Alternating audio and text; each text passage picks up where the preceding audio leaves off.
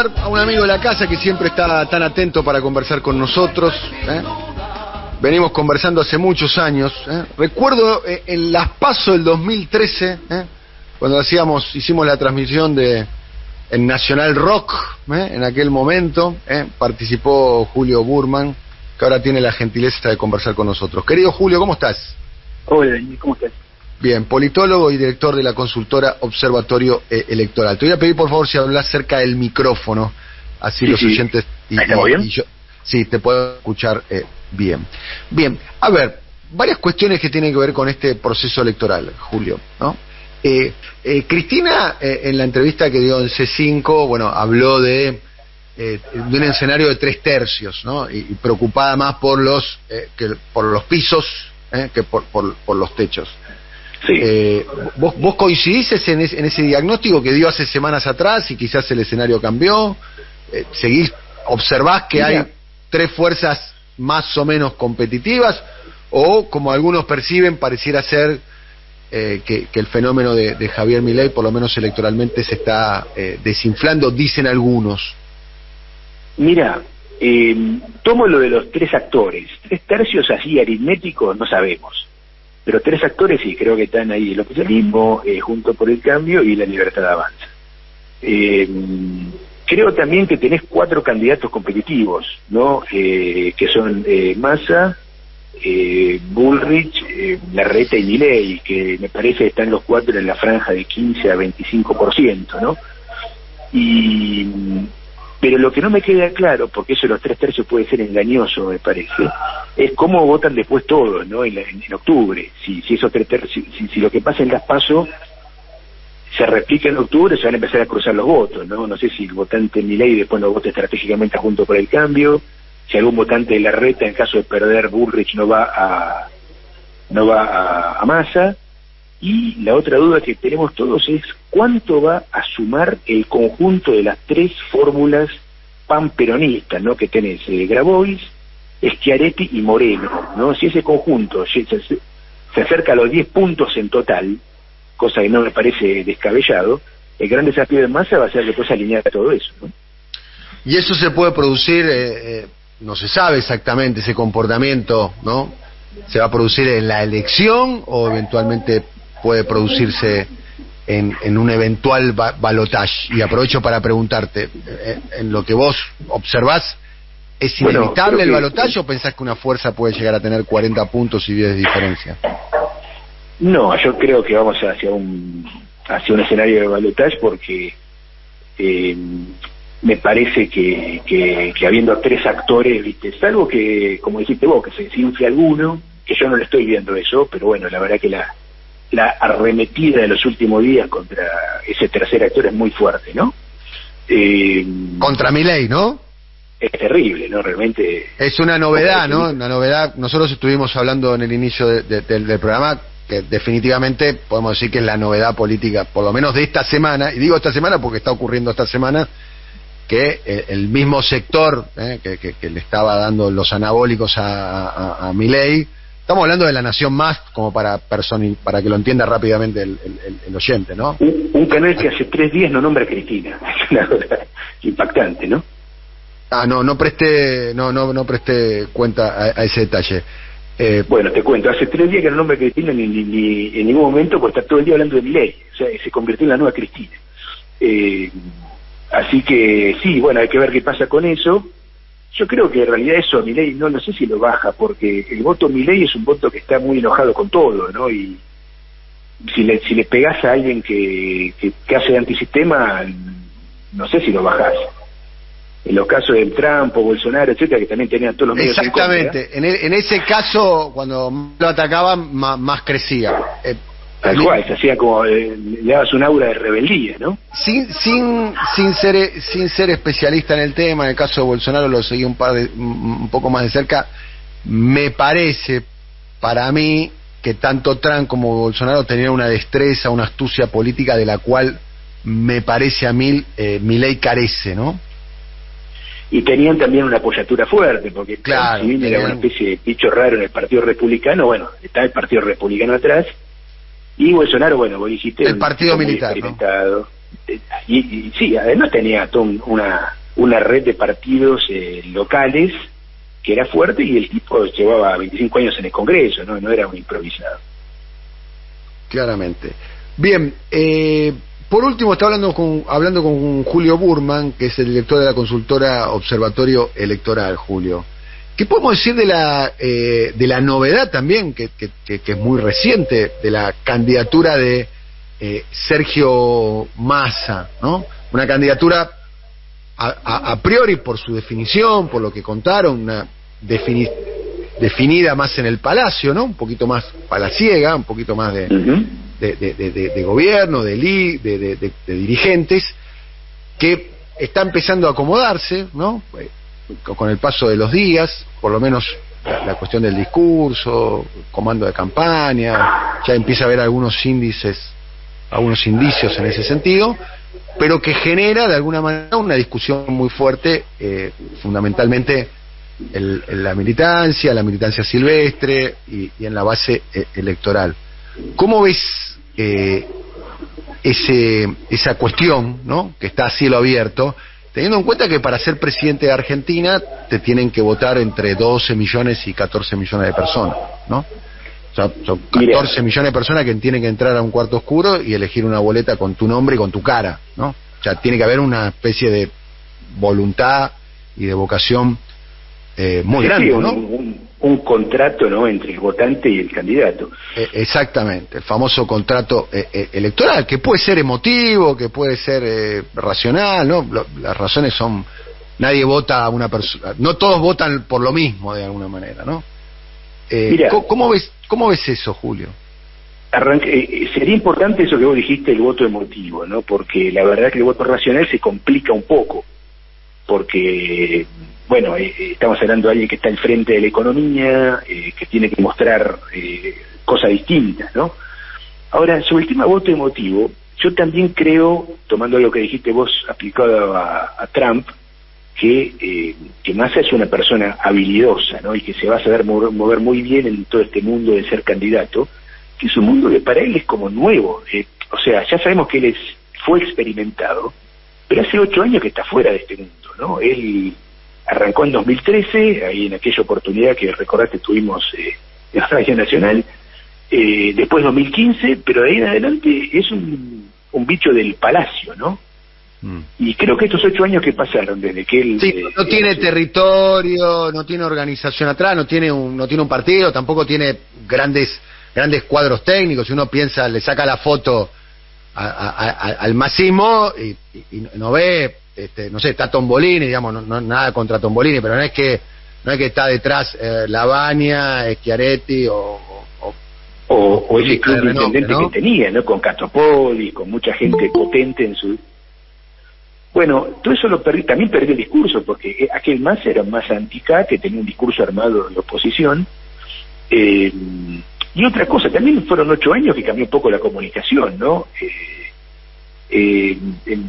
Entraron las redes sociales, es otra dinámica que para otro tipo de formato, y hay que ver cómo funciona él en este formato, ¿no?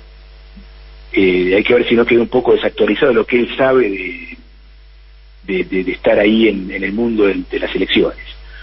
El otro punto, que ya lo habíamos mencionado, es no está tan unido como dice esto, ¿no? Porque hay 3 candidaturas que capturan algunos votitos, algunos puntitos, la de Grabois, pero además están estas 2 que decíamos, y a mí me parece que ese es un desafío más importante del que muchos están viendo en el mundo oficialista, ¿no? Si todo ese conjunto llega a los 8 o 10 puntos, son muchos votos. Y ahí me parece que él va a tener que hacer un esfuerzo especial para capturar todo eso, porque todo eso que va a esos 3 candidatos se le va a él, se le va a Massa. Así que bueno, creo que está jugando un juego, bueno, ya sabemos, complicado, y depende mucho de su habilidad, tanto para el votante como para rosquear después con estas 3 fuerzas periféricas. ¿Cuánto hay de mito, cuánto hay de realidad de lo que ya está, de alguna manera, ya se votó hasta ahora en las elecciones provinciales, en los adelantos, de la cuestión de la participación electoral, del voto en blanco, de la movilización de las bases electorales de las diferentes fuerzas, Julio?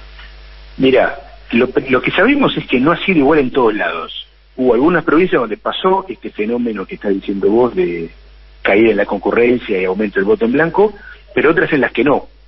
Por lo tanto, no podemos hablar de una tendencia que uno vea generalizada. Para mí es medio enigmático cómo va a ser esto, porque además es un fenómeno muy difícil, te diría casi imposible de medir vía encuestas. Bueno, en lo que yo hago me da que el 90% dice que va a ir a votar, por ejemplo. O sea, es muy difícil de capturar esa cuestión. Porque el que no va a votar... el 90% que va a ir a votar es un número altísimo, ¿no? Porque generalmente es irreal, pero te quería mostrar cómo vía encuesta no se puede capturar ese dato, ¿no? Claro. Generalmente los niveles de participación están en 80 puntos, ¿no? Promedio. 75 a 80, que es muy alto considerando que la concurrencia es obligatoria, pero la no concurrencia no tiene sanción efectiva, ¿no? En realidad es casi voluntario el voto en Argentina.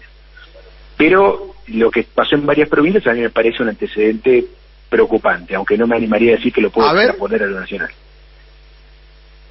¿Hola? ¿A qué te referís puntualmente?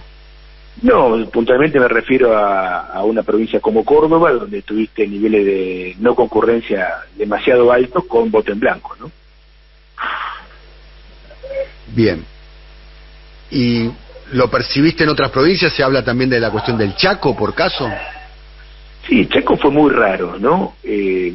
Aparte Chaco, además de estar atravesado por el caso Cecilia, Chaco está en un momento de mucha fragmentación del peronismo, ¿no? Porque en Chaco, no sé si tomaron nota, pero había 4 candidatos peronistas que eran del riñón de Capitanichi, ¿no? Estaba el intendente de Resistencia compitiendo contra él por fuera, que aparte era como el jefe del partido, el ex vicegobernador Basilev Ivanov, el ex gobernador Pepo, que estaba con una lista por otra fuerza.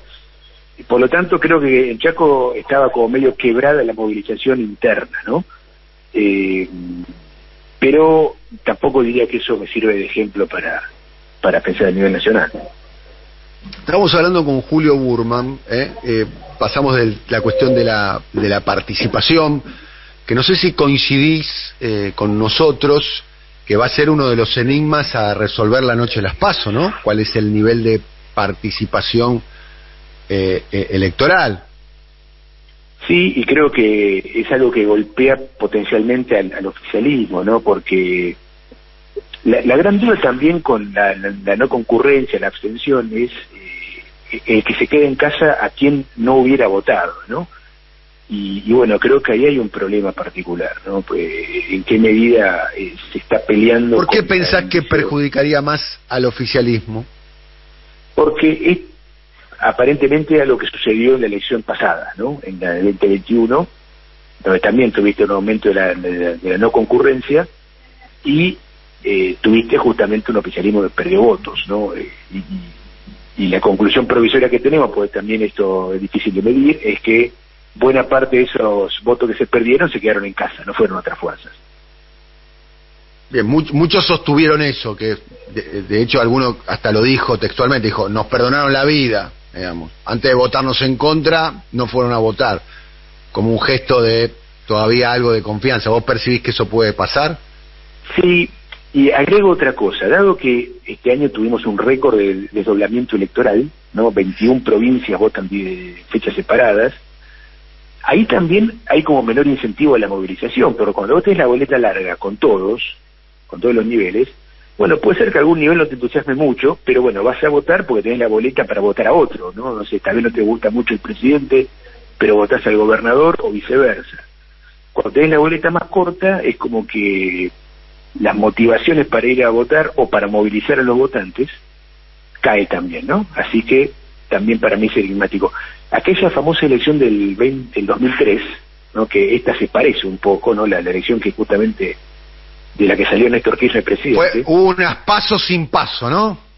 Claro, y aparte hubo presidenciales sin otros niveles, porque solamente 2 provincias habían votado concurrentemente, claro, que eran La Rioja y Salta, si mal no recuerdo. Se había alterado el cronograma electoral, ¿no? Y se había aplicado, ¿no?, la ley de acefalía, ¿no? Se había adelantado, se votó en abril, claro, y para diputados se votó en octubre, y el resto de las provincias votaron durante el resto del año para gobernador. Así que Sí, fue, pero bueno, a lo que iba, que aquella elección, que se votó casi solamente presidente, un poco parecida a esta, también tuviste menor concurrencia, ¿no? Más cerca del 70%, no me acuerdo el número exacto, que del 80%. Y el resultado fue una atomización. Teniendo en cuenta que desde el punto de vista racional va a ser difícil construir una narrativa, como bien lo marcabas vos, Julio, ¿no? Básicamente porque es el ministro de un país que tiene índices inflacionarios, no hay muchos antecedentes de un triunfo electoral, una buena performance electoral con estos índices inflacionarios, y además con lo que eso implica, entre otras cosas, ¿no? Pérdida de ingresos, la subida de la pobreza, la tasa de interés, las restricciones con el dólar, la brecha. Bueno, no vamos a describir cosas que están a cielo abierto y son obvias. Hablaba de la cuestión emotiva, ¿no? Julio, sí, porque... y la explicación, ¿no? Me parece que él tiene, aparte de otra cosa, en el modelo anterior de fórmula, ¿no? Con Guado, etcétera, era una fórmula más basada en prometer algo nuevo. Acá había una novedad del gobierno, no tenés otra, digamos, ¿no? Había una novedad ahí, ¿no? En la fórmula Guado había una novedad, ¿no? Sí, igual, ojo, a mí me parece bien, me parece lógico que la fórmula del oficialismo sea una fórmula que salga a defender al gobierno, porque si no también puede fracasar la idea de la novedad, ¿no? Tampoco hay antecedentes en ese sentido, ¿no? Que no, un de gobierno hecho, que revalide con un opositor interno, ¿no? El antecedente Ángelos o el antecedente Duhalde, que eran también los que... Bueno, salieron mal, perdieron. Salieron mal, tal cual. Por eso. Así que... O Al Gore, ¿no? Al Gore, creo, ¿no? Al Gore cuando... contra Bush, ¿no? También. ¿no? Sí, tuviste varios vices en la historia que le fue mal, ¿no? Bien.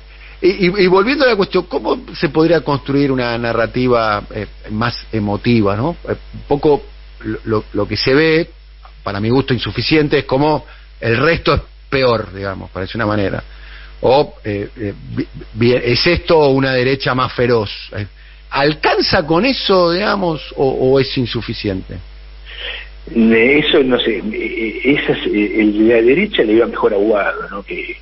Pero yo creo que el discurso de Alberto Fernández del mes de marzo, ¿no? Cuando él inaugura la Asamblea Legislativa, yo diría que fue el mejor discurso de Alberto Fernández en toda la presidencia, ¿no? Donde él salió a decir: ustedes creen que este gobierno es malo, pero en realidad es bueno, ¿no? Y lo salió a explicar, tiró datos.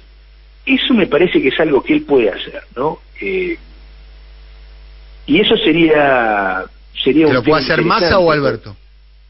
Massa, me parece, ¿no? Massa. Creo que es algo que él puede hacer y me parece que va a ser importante. Y además ¿Vos crees que este gobierno es mejor de lo que parece ser? Yo creo que sí. Eso es lo que tiene que plantear, porque no puede hacer otra cosa. Pero además me parece que ahí puede decir algunas cosas, ¿no? Como diciendo: miren, hicimos todo esto. Echar la culpa todo el tiempo al mal clima me parece que tampoco alcanza, que es un poco lo que se viene haciendo. ¿A qué llamamos al mal clima? ¿La sequía?